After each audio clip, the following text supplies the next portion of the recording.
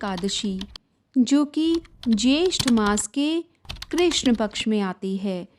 आइए जानते हैं अपरा एकादशी का महात्म्य, जो कि युधिष्ठिर और भगवान कृष्ण के आपसी वार्तालाप से लिया गया है और हमारे शास्त्रों में लिखित है, वर्णित है। युधिष्ठिर ने पूछा, जनार्दन, ज्येष्ठ के कृष्ण पक्ष में किस नाम की एकादशी होती है? मैं उसका महात्म्य सुनना चाहता हूँ, उसे बताने की कृपा कीजिए।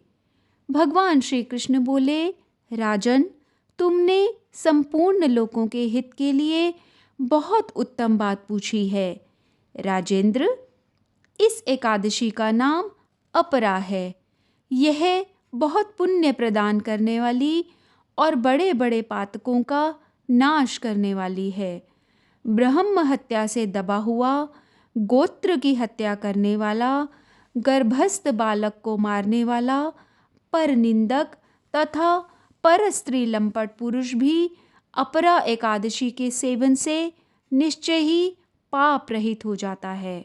जो झूठी गवाही देता है, माप तोल में धोखा देता है, बिना जाने ही नक्षत्रों की गणना करता है और कूटनीति से आयुर्वेद का ज्ञाता बनकर वैद्य का काम करता है, ये सब नरक में निवास करने वाले प्राणी हैं।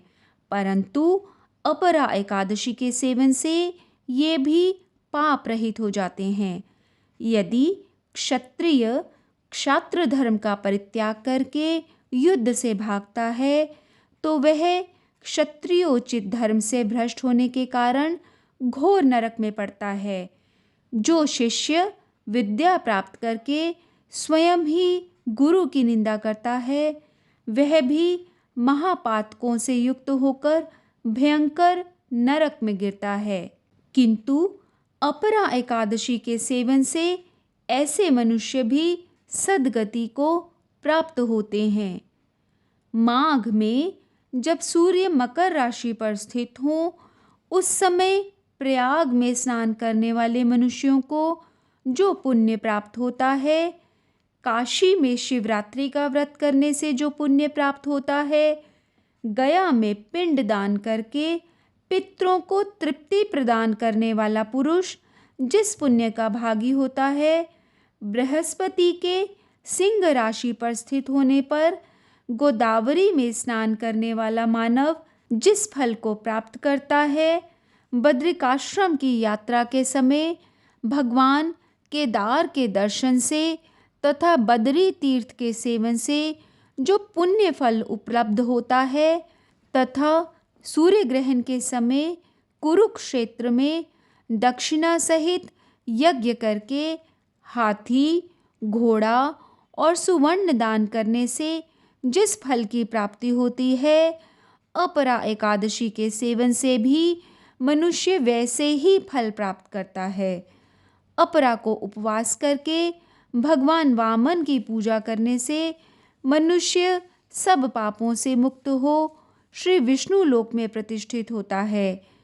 इसको पढ़ने और सुनने से सहस्त्र गोदान का फल मिलता है। दोस्तों, तो यह था अपरा एकादशी के व्रत का महात्म्य।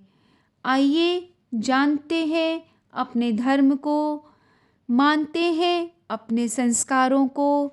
हमारे शास्त्रों में जो बहुमूल्य एवं अमूल्य ज्ञान का वर्णन किया हुआ है, उसे समझते हैं, उसे जानते हैं और अपने दुर्लभ मनुष्य जन्म को सफल बनाने का प्रयास जारी रखते हैं। आपका शुभ हो, आपका मंगल हो। ओम नमो भगवते वासुदेवाय।